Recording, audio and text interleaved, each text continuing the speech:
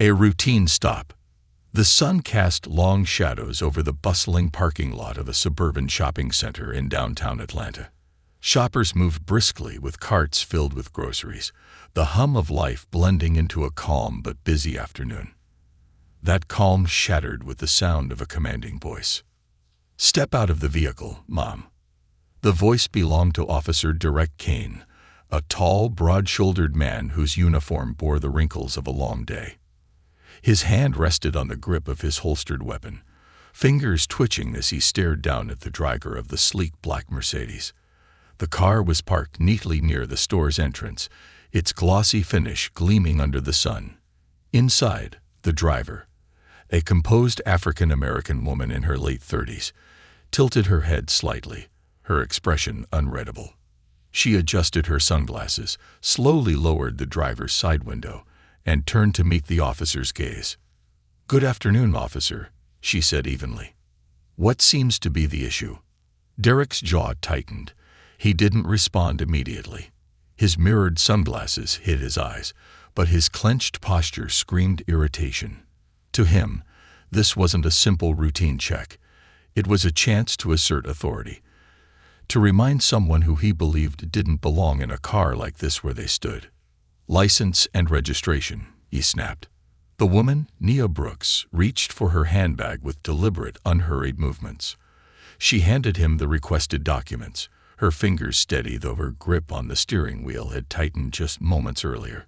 She wasn't unfamiliar with situations like these, where her success, her mere presence, provoked unspoken challenges. Derek inspected the papers, his lips curving into a faint smirk. "Nia Brooks," he muttered, almost to himself, his tone dripping with something unkind. "Where are you headed, Miss Brooks?" "I'm on my way home from work," Nia replied, her voice even but carrying a sharpness that suggested she wasn't here to entertain unnecessary questioning. "Work, ah. Must be a good job," he said, his gaze trailing across the Mercedes. "What do you do?" "I'm an attorney," she stated plainly. Derek's eyebrows lifted slightly, but his sneer only deepened. "An attorney. Must pay well if you can afford a car like this." The comment hung in the air, its condescension heavy. Nia stared at him, her calm composure unwavering. She didn't answer. Derek's fingers drummed against his clipboard. He didn't like her silence. "Step out of the vehicle, Ms. Brooks," he demanded, his tone growing more clipped. "Am I under arrest?" she asked coolly. "No, but I need you to step out of the vehicle," he insisted, his hand hovering closer to his weapon. A few bystanders had started to notice the interaction. A man loading groceries into his car paused to watch. Nia took a breath, then opened her door. Her heels clicked against the pavement as she stepped out, her posture upright and confident. "What's this about, officer?" she asked, her tone firm. Derek ignored the question. "Hands on the hood," he barked. Nia's expression darkened. "On what grounds?" She countered. "Don't make this difficult," he warned, his voice rising. By now, a small crowd had gathered. People whispered among themselves, some pulling out their phones to record. Nia noticed the cameras and realized this wasn't just about her anymore. She was standing not only for herself, but for anyone who had ever faced this kind of treatment. "I'm not resisting," she said, her voice calm but edged with steel. "But I will not comply unless you provide a legitimate reason for detaining me." Derek stepped closer, his towering frame attempting to intimidate her. Nia didn't flinch. "You're being difficult," he growled. "No, officer," she said sharply. "I'm exercising my rights, and unless you're planning to arrest me, I'd advise you to tread carefully." Derek's face flushed. His reputation for being a hard-nosed, aggressive enforcer in the precinct was well known. Complaints of racial profiling trailed him, but they were often ignored or dismissed. Yet something about Nia's confidence unsettled him. It wasn't the defiance he was used to. It was her certainty. "You don't tell me how to do my job," he snapped, reaching for her arm. Before he could make contact, Nia's voice sliced through the tension like a blade. "Officer, if you touch me without cause, you'll be violating my rights. And I promise you, I know exactly how to handle that. In court, her words were delivered with an icy precision that froze Derek in his tracks. The murmurs in the crowd grew louder, the phones recording every moment. "What's going on here?" a voice called out. A middle-aged man in a janitor's uniform stepped forward, his face etched with concern. "Why are you harassing her?" "Step back," Derek barked, his voice tinged with desperation. "This doesn't concern you. It concerns all of us," the man shot back, his words met with murmurs of agreement from the crowd. Flashing lights suddenly bathed the scene in red and blue as another police car pulled into the lot. Officer Sarah Martinez stepped out, her gaze sweeping the crowd before landing on Derek. She walked over, her expression a mix of irritation and disbelief. "Derek," she said sharply, pulling him aside. "What are you doing?" "She's being difficult," Derek muttered defensively, refusing to comply. Sarah glanced at Nia, who stood with an air of quiet authority. Then she looked back at Derek, lowering her voice. "Do you know who she is?" "No, and I don't care," Derek hissed. "That's Nia Brooks," Sarah said. Her tone weighted. "One of the top civil rights attorneys in the state. She's taken down officers for less than this." Derek froze, the blood draining from his face. His hand instinctively moved away from his holster. He glanced at Nia, who met his gaze with a calm intensity that unnerved him. "She's what?" Derek stammered. "You're playing with fire," Sarah said, her voice low. "Walk away now, before this blows up in your face." Derek's jaw tightened, his arrogance warring with the creeping realization that he was no longer in control. The crowd had grown, their murmurs turning into calls for justice. Nia watched him closely, her presence commanding, her dignity unshaken. As Derek backed away slightly, the weight of the moment hit him. This wasn't just a routine stop. It was the beginning of something much bigger. Unmasking the power of identity. The sun had shifted slightly in the sky, its light casting long shadows on the growing crowd in the grocery store parking lot. The air was thick with tension, the kind that made every sound seem amplified. The quiet murmur of onlookers, the faint buzz of traffic in the distance, and the occasional beep from phones capturing the scene. Nia Brooks stood tall, her posture calm but resolute. She wasn't just standing for herself anymore. She could feel the weight of the eyes around her. Her identity as a civil rights attorney wasn't just a profession. It was her weapon, her armor, and today, her shield against Officer Derek Kane's misplaced aggression. Derek stood a few feet away, his hand still hovering near his holstered weapon, but his confidence had begun to falter. The arrival of his colleague, Officer Sarah Martinez, had thrown a wrench into his usual routine of intimidation. She had pulled him aside and delivered the devastating truth. Nia Brooks wasn't an ordinary citizen he could push around. "You need to de-escalate, Derek," Sarah hissed under her breath, her eyes darting to the crowd that was growing bolder by the second. "This is not a fight you want to pick." Derek clenched his jaw, his pride battling against his dwindling authority. He shot a glare at Sarah, but didn't respond. Instead, he turned back toward Nia, who was now standing with her arms crossed, her calm demeanor unshaken despite the tension in the air. "Ma'am," Sarah said, stepping forward to take control of the situation. Her tone was professional but carried an edge of respect. "May I speak with you?" Nia's gaze flicked to Sarah, noting the stark difference in her approach compared to Derek's. "Of course," she replied, her voice steady but firm. "But I'd like to know why I was pulled over in the first place." Sarah nodded, her expression tightening. "I'll get to that. But first, let's make sure we can resolve this peacefully." "Peacefully?" Nia's lips curved into a wry smile. "Officer, I've been cooperative from the beginning. If anyone here is escalating the situation, it isn't me." Sarah glanced over her shoulder at Derek, who was now pretending to review Nia's documents, his back turned to the crowd. She sighed, realizing the damage control she would have to do. "You're right," she admitted, "and I'm going to make sure this is addressed." The crowd murmured approvingly at Sarah's measured tone, but Derek's body language stiffened. He felt the tide turning, and it only fueled his simmering anger.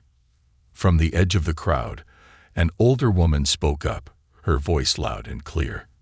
"Is she in trouble, or are you just harassing her because of her skin color?" The question cut through the murmurs like a knife, drawing nods and whispers of agreement from others. Derek whipped around, his face red with anger. "Step back, lady. This is official police business." "Doesn't look very official to me." The woman shot back, crossing her arms. "Looks like you're just picking on someone who doesn't fit your idea of who should be driving a nice car." More voices chimed in, emboldened by the confrontation. "Yeah, what's the charge?" Another man called out. "Or is this just another case of driving while black?" Nia remained silent, letting the crowd's energy speak for her. She had learned long ago that silence, when deliberate, could be more powerful than words. Meanwhile, Sarah's patience with Derek was wearing thin. "Derek," she said sharply, pulling him aside again, "what is your actual reason for stopping her? And don't give me any vague answers." Derek's eyes darted nervously toward the crowd. "She looked suspicious," he muttered. "Suspicious how?" Sarah pressed. "She was driving a car like that." He snapped, his voice louder than he intended. Sarah's jaw dropped, and she stared at him in disbelief. "Are you kidding me? You stopped her because she was driving a nice car." "She didn't look like—" Derek began, but Sarah cut him off with a raised hand. "Don't. Just don't." Sarah's voice was ice cold. "You realize this entire interaction is being recorded, right? Do you understand how bad this looks? For you, for us, for the department?" Derek said nothing, his fists clenching at his sides. His arrogance had carried him through situations like this before, but something about today felt different. The crowd, the foams, and most of all, Nia's unwavering composure. It all combined to make him feel exposed in a way he never had before. Nia finally spoke, her voice cutting through the thick silence. "Officer Martinez," she said, addressing Sarah directly, "I'd like to formally request that your department review Officer Kane's conduct. This isn't the first time someone like me has been targeted without cause, and I'm certain it won't be the last if behavior like his continues unchecked." Sarah nodded, a flicker of respect in her eyes. "Understood, ma'am. I'll make sure this is handled properly." Nia tilted her head slightly, her calm gaze landing on Derek. "And you," she said, her voice low but piercing, "you may want to familiarize yourself with the legal definition of racial profiling. It'll come up when this is reviewed." Derek glared at her, his face a mask of barely contained fury, but he said nothing. He could feel the crowd's eyes boring into him, their judgment heavy and unrelenting. The middle-aged man who had spoken earlier stepped forward again, his voice steady but loud enough for everyone to hear. "We're tired of seeing this happen," he said. "This isn't just about her. This is about all of us. And we're not gonna stand by quietly anymore." Cheers and claps erupted from the crowd, their energy building into something powerful and undeniable. Derek felt himself shrinking under their gaze, his authority slipping through his fingers. At that moment, another figure emerged from the back of the crowd, a tall man in a dark suit with a commanding presence. He strode toward the scene with purpose, his eyes fixed on Nia. "Ms. Brooks," the man said, his voice calm but authoritative, "is everything all right here?" Nia turned to him and smiled faintly. "Hello, Mr. Townsend." Derek's stomach dropped. He recognized the name. Jonathan Townsend was the district attorney, and he was staring directly at Derek with a look that could melt steel. "I happened to be passing by," Townsend continued, addressing Nia. "But when I saw the commotion, I thought I'd stop to see what was going on." "Well," Nia said, her tone measured, "it seems I was pulled over for the crime of driving a nice car while being black." Townsend's eyes narrowed as he turned to Derek.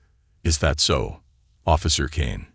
Derek stammered, his confidence completely shattered. "And no, sir, it's not like that. "It certainly looks like that," Townsend interrupted, his voice sharp. "And given Ms. Brooks' reputation, I'd say you've just made a very costly mistake." The crowd murmured in agreement, their phones capturing every word.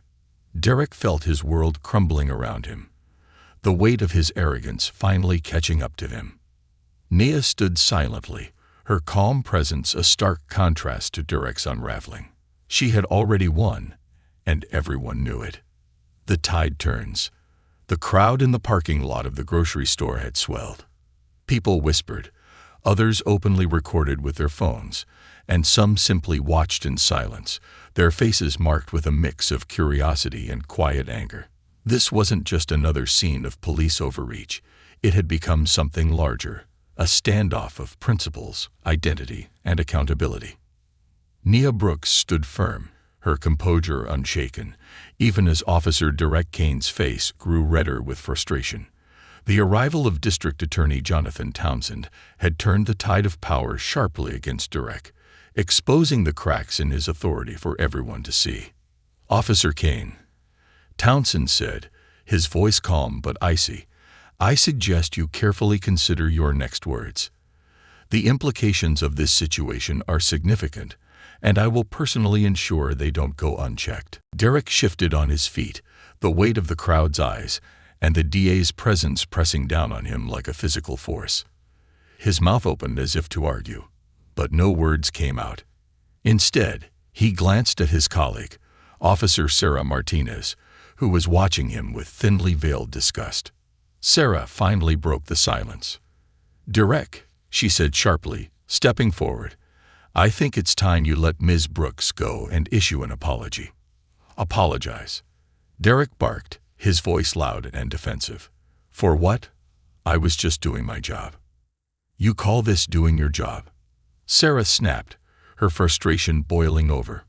"You stopped her without cause, escalated the situation, and now you've drawn the attention of the entire community and the district attorney. This isn't policing. It's profiling." The crowd murmured in agreement, their confidence growing as the balance of power continued to shift. A young man in the front of the group raised his phone higher, ensuring he caught every word. "Yeah, you tell him." Someone called from the back, their voice filled with encouragement. Jonathan Townsend took a step closer to Derek, his tall frame towering over the increasingly defensive officer. "I want you to understand something, Officer Kane," Townsend said, his tone calm but authoritative. "This woman isn't just any citizen. She is one of the most respected civil rights attorneys in this state. She's defended countless cases involving police misconduct, and she knows this system inside and out. If you think for 1 second that your actions today will go unnoticed, you're sorely mistaken." Derek's face turned pale, the weight of Townsend's words hitting him like a freight train. He glanced at Nia, who remained silent, her expression unreadable. But her silence wasn't submission, it was strategy. She was letting the moment play out, knowing full well that the system she had fought so hard to reform was now working in her favor. The crowd continued to buzz, their energy growing with every passing moment. A woman holding a toddler on her hip stepped forward, her voice clear and cutting. "This is what we've been talking about for years," she said, addressing the crowd as much as the officers. "This isn't just about her, it's about all of us. How many times have we seen people like him abuse their power and nothing gets done?" Her words were met with nods and murmurs of agreement. The crowd, once passive observers, had become active participants in the unfolding drama. This wasn't just Nia's fight anymore. It was theirs. Derek turned to Sarah, his voice low and desperate. "Are you seriously going to stand here and let them gang up on me? Gang up on you?" Sarah's eyebrows shot up, incredulity dripping from her tone. "Derek, they're holding you accountable. If you can't handle that, you shouldn't be wearing that badge."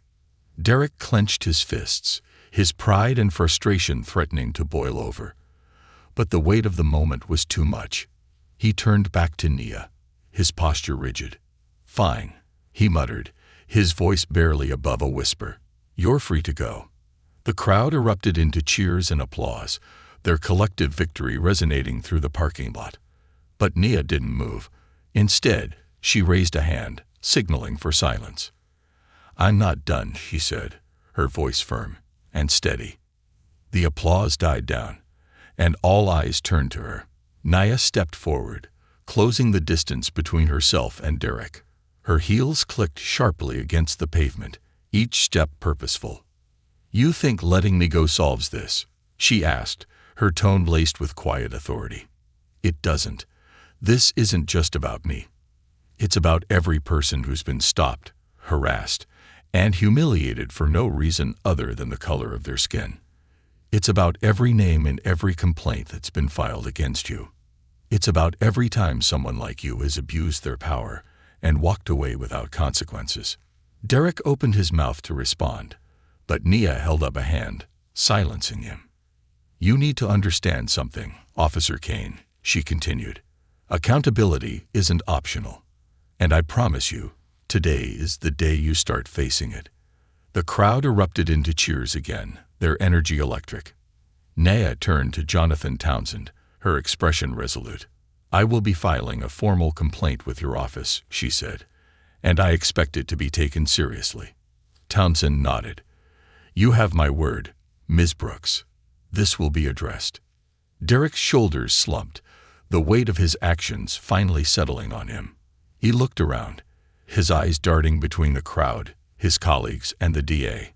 He was trapped, cornered by his own arrogance and the power of collective accountability. Nia finally turned back to her car, her movements deliberate and confident. The crowd parted to let her pass, their applause following her every step. She opened the driver's side door, paused, and glanced back at Derek one last time. "Remember this moment," she said, her voice carrying over the noise, "because it's the beginning of something much bigger than you." With that, she slid into her car, started the engine, and drove away. The crowd watched her go, their cheers gradually fading, but their energy lingering in the air. As the dust settled, Derek stood frozen, his face pale, and his confidence shattered. For the first time in his career, he wasn't the one in control. And for the first time, he understood what it meant to be held accountable.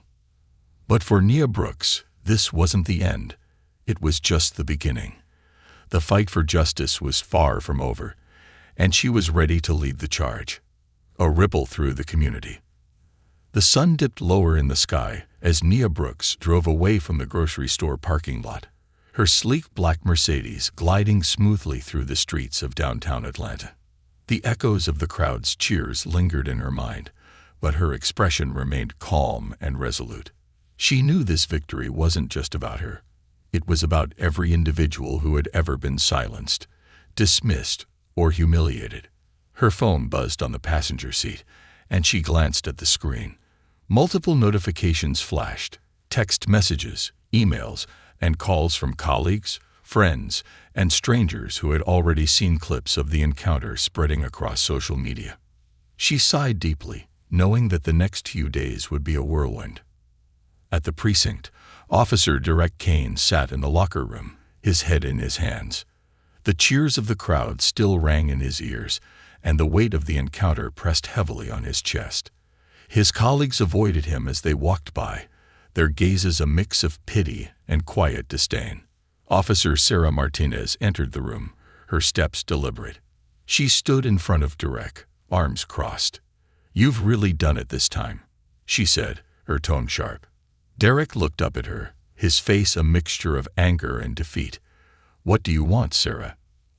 "I want you to understand the gravity of what you've done," she snapped. "This isn't going to disappear like the other complaints. Nia Brooks is not someone you mess with." "She embarrassed me," Derek muttered, his voice low but filled with bitterness. "In front of everyone." "No," Sarah said firmly. "You embarrassed yourself. And if you think this is about one woman making a scene, you're delusional. This is about your pattern of behavior, Derek. This is about every complaint that's been swept under the rug because the department didn't want to deal with it. And now, it's all coming to light." Derek clenched his fists. "You're supposed to have my back. I'm supposed to uphold the law, Sarah shot back. And right now, you're a liability to this entire department. You need to take a long, hard look at yourself and decide whether you're willing to change, or if you're going to keep dragging everyone else down with you. She turned and walked away, leaving Derek alone with his thoughts. Meanwhile, Nia arrived at her office, a sleek, modern building in the heart of the city. As she stepped into the elevator, her phone buzzed again. This time, it was her longtime mentor, Judge Olivia Randall. "I saw the video," Olivia said as soon as Nia picked up. "Of course you did," Nia replied with a small laugh. "It's probably trending by now." "It is," Olivia confirmed, "and I'm not surprised. You handled yourself beautifully, Nia. But you know this isn't just going to fade away. The department is going to push back, and the media is going to want a statement." "I know," Nia said, her tone serious. "That's why I'm preparing a formal complaint against Officer Kane. This isn't just about me. It's about addressing a systemic issue." "Good," Olivia said. "But be careful. You're stepping into a firestorm, and not everyone will be on your side." "I'm used to that," Nia replied. "It's not about popularity. It's about justice." The elevator dinged, and Nia stepped out into her office, where her assistant, Carla, was waiting with a stack of papers. "You've got a lot of messages," Carla said, her eyes wide. "And several media outlets want interviews." Nia nodded. "Let's focus on the complaint first. The interviews can wait. Right now, I want to make sure this doesn't get brushed under the rug." Carla handed her a file. "I also found Officer Kane's complaint history. It's worse than I thought." Nia opened the file, her eyes scanning the pages. Multiple complaints of racial profiling, excessive force, and verbal harassment filled the document. Each case was marked with the same note: closed. No further action taken. Her jaw tightened. "This is exactly why we need accountability," she said. "People like him think they're untouchable because the system protects them. But that ends now." Back at the precinct, word of the incident had spread like wildfire. Officers gathered in small groups, whispering about the fallout. Some defended Derek, claiming he was being unfairly targeted, while others expressed frustration at his behavior, knowing it reflected poorly on everyone. Captain Richard Grayson called an emergency meeting in the briefing room. As the officers filed in, Derek sat at the back, his arms crossed and his expression sullen. Sarah Martinez sat near the front, her posture tense. "This is a serious situation," Captain Grayson began, his tone grave. "The incident with Ms. Brooks has drawn significant public attention. As you all know, she's filing a formal complaint, and there's a high likelihood this will lead to an internal investigation." Murmurs rippled through the room. Derek shifted uncomfortably in his seat. "Let me be clear," Grayson continued. "This department will not tolerate misconduct or abuse of power. We serve the community, and when we fail to uphold that responsibility, we lose their trust. Officer Kane, you're on administrative leave effective immediately." Derek shot up from his seat. "You're suspending me. For what?" "She wasn't compliant." "She wasn't compliant because you gave her no reason to be," Grayson snapped. "And because of that, you've jeopardized the integrity of this entire department. Sit down, Kane." Derek sat back down, his face flushed with anger and embarrassment. The room was silent as Grayson dismissed the officers, leaving Derek to stew in his own thoughts. At the same time, Nia was finalizing her complaint. She had gathered statements from witnesses, video footage from the crowd, and data from Officer Kane's complaint history. As she looked over the documents, Carla handed her a steaming cup of coffee. "You're going to make a lot of enemies with this," Carla said softly. "I already have plenty," Nia replied with a smirk. "But this isn't about me. It's about making sure people like Derek Kane are held accountable." Carla nodded. "Well, if anyone can do it, it's you." As the night fell over Atlanta, the video of the incident continued to spread online. News outlets picked up the story, and hashtags like #JusticeFornia and #AccountabilityNo trended across social media. In homes, cafes, and community centers, people debated the incident. For some, it was a rallying cry for justice. For others, it was a reminder of the deep divisions that still plagued the country. But for Nia, it was just the beginning of a larger fight. She knew that real change wouldn't come easily, but she was ready to lead the charge. Breaking the silence. The morning after the incident, Atlanta woke up buzzing with discussions about what had unfolded in that grocery store parking lot. The video of Nia Brooks' confrontation with Officer Derek Kane had gone viral overnight, flooding social media and dominating the news cycle. It wasn't just another incident of racial profiling caught on tape. It had become a symbol of something bigger, a catalyst for long overdue conversations about policing, accountability, and systemic reform. At her office, Nia sat in her conference room surrounded by a small team of colleagues. The table was covered with printouts of complaints against Officer Kane, transcripts of prior cases, and social media commentary. Her assistant, Carla, bustled in and out, fielding calls from media outlets and community leaders who wanted statements or interviews. "All right," Nia said, addressing the group, "we need to move strategically. This isn't just about holding Kane accountable. It's about creating momentum for systemic change. I've reviewed his complaint history, and it's clear this isn't an isolated incident. But we need more than documentation. We need stories. We need people willing to come forward." One of her colleagues, Victor, nodded thoughtfully. "I've already reached out to the local community center. They're hosting a town hall tomorrow night, and they want you to speak. People are ready to share their experiences." Nia's eyes lit up with determination. "Good. The more voices we amplify, the harder it will be for this to be swept under the rug." Carla walked in with a fresh stack of messages. "You've got a request for an interview with Channel 7, and the mayor's office wants to meet with you." Nia raised an eyebrow. "The mayor's office. They want to discuss the public's response and next steps," Carla explained. Nia smirked. Translation: "They're scrambling to save face." "Fine, set up the meeting." Meanwhile, at the precinct, the atmosphere was tense. Derek Kane sat in an empty interrogation room, awaiting the arrival of Internal Affairs. His administrative leave had been announced publicly that morning, and he had spent the last 24 hours dodging calls from reporters and angry messages on social media. The door opened, and Captain Richard Grayson entered, followed by 2 officers from Internal Affairs. Derek straightened in his chair, his hands resting stiffly on the table. "Officer Kane," Grayson began, his tone stern, "you're here because your actions yesterday have placed this department in the center of a media firestorm. Internal Affairs will be conducting a full investigation into your conduct, not just in this incident, but across your entire career." "This is ridiculous," Derek protested. "I've done nothing wrong." She was being combative. She was asserting her rights, Grayson interrupted sharply. "And your pattern of behavior suggests this isn't the first time you've let your biases dictate your actions. The public is watching, Derek. This investigation isn't just about you. It's about rebuilding trust in this department." The Internal Affairs officer spoke next. "We'll be reviewing all prior complaints filed against you, as well as conducting interviews with witnesses from yesterday's incident. You'll be notified of our findings." Derek leaned back in his chair, his jaw clenched.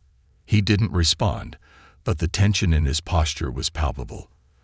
For the first time, he felt the walls closing in. That evening, Nia attended the town hall at the community center. The room was packed with people from all walks of life: young activists, seasoned civil rights leaders, families, and individuals who had faced similar encounters. A hum of anticipation filled the air as Nia took the stage, her presence commanding the room. "Thank you all for being here," she began, her voice clear and steady. "Yesterday, I had an encounter with an officer who thought his badge gave him the right to humiliate and intimidate me. But what he didn't realize is that I'm not just fighting for myself. I'm fighting for all of us." Applause erupted, and Nia paused, letting the energy settle before continuing. This isn't about one officer. This is about a system that allows individuals like him to act without accountability. It's about every person in this room who has been stopped, questioned, or treated unfairly because of the color of their skin or the neighborhood they live in. She looked out at the crowd, her gaze softening. I want to hear your stories, because together, our voices are stronger than any badge, any title, or any system designed to silence us. One by one, people stood to speak. An elderly man recounted being stopped while walking home from church. A young mother described how her teenage son was frisked outside their home for no reason. The local business owner shared how officers regularly harassed his employees. As the stories poured out, the weight of shared pain and resilience filled the room. Naya listened intently, taking notes and offering words of encouragement. She knew these stories would be powerful tools in her fight for reform. The next morning, Nia met with the mayor in a sleek conference room at City Hall. Mayor Elaine Carter, a poised woman in her 50s, greeted Nia warmly but with a hint of nervousness. "Ms. Brooks, thank you for meeting with us," Mayor Carter said. "Let me start by saying how sorry I am for what you experienced. I want you to know that the city is committed to addressing this." Nia folded her hands on the table. "With all due respect, Mayor Carter, words won't fix this. We need action, real, measurable action. That means holding Officer Kane accountable, reviewing departmental policies, and creating systems to ensure transparency." The mayor nodded. "I agree. We've already initiated a review of Officer Kane's conduct and are considering implementing body cameras for all officers. But I want to hear your recommendations." Nia leaned forward, her voice firm. "Body cameras are a start, but they're not enough. We need implicit bias training, community oversight boards, and a zero-tolerance policy for misconduct. And we need transparency when complaints are filed. No more sweeping them under the rug." The mayor hesitated, then nodded slowly. "I'll bring these recommendations to the city council. And I'd like you to join the task force we're forming to oversee these changes." "I'll consider it," Nia replied, her tone measured, "but only if I see real progress." As the day unfolded, the ripple effects of Nia's confrontation with Derek Kane continued to spread. News outlets aired interviews with witnesses from the parking lot, and hashtags like #NiaBrooks were just as trended online. Community leaders rallied around her, organizing protests and marches to demand systemic reform. At the same time, Derek Kane's life unraveled further. News stations aired segments on his history of complaints, and local activists called for his immediate termination. For the first time in his career, Derek found himself on the receiving end of scrutiny he couldn't escape. That night, as Nia sat in her office reviewing the day's progress, Carla entered with a folder. "You've got one more case to look at," she said, setting it on the desk. Nia opened the folder and froze. It was a letter from a woman who had filed a complaint against Derek Kane years earlier. The woman described an eerily similar incident, being pulled over, humiliated, and treated unfairly. But unlike Nia, she hadn't had the resources to fight back. Tears pricked at Nia's eyes as she read the letter. This was why she fought. This was why she wouldn't stop. "This isn't over," she murmured, her resolve hardening. "Not until justice is served for all of us." The ripple becomes a wave. The following weeks were a whirlwind. The spark ignited by Nia Brooks' confrontation with Officer Derek Kane had grown into a full-blown movement. The incident had awakened a community that had long simmered with frustration and anger over systemic injustice, and now their voices were rising in unison. In a packed courtroom in downtown Atlanta, the formal hearing against Derek Kane began. The room buzzed with anticipation as people from all walks of life filled the gallery.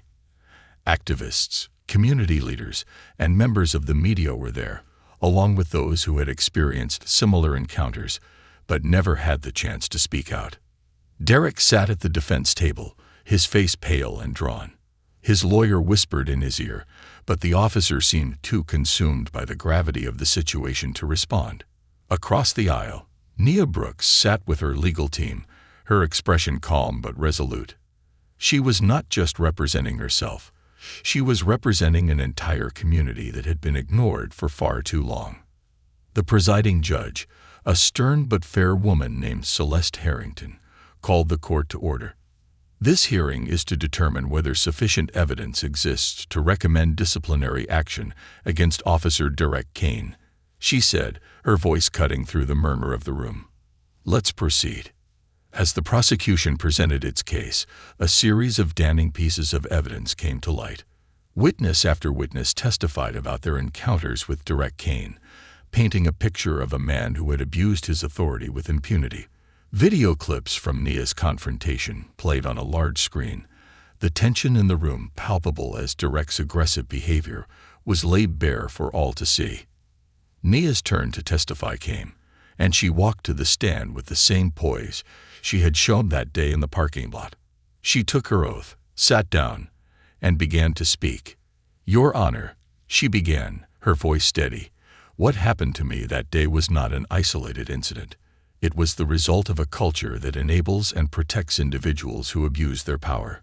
I've seen this in my work as a civil rights attorney, and I've experienced it firsthand as a black woman in this country. But what made that day different was the collective response of the community. They didn't just stand by. They stood up." Her words resonated deeply, drawing nods from the gallery. Even the judge seemed moved, her pen pausing as she took notes.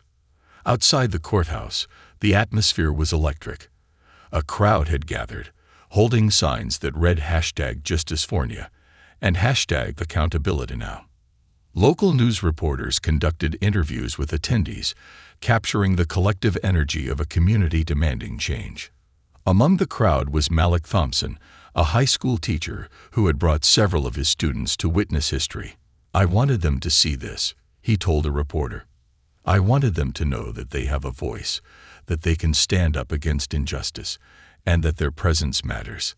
The students, inspired by the unfolding events, had created their own signs, one of which read, "The system protects the powerful, but we protect each other."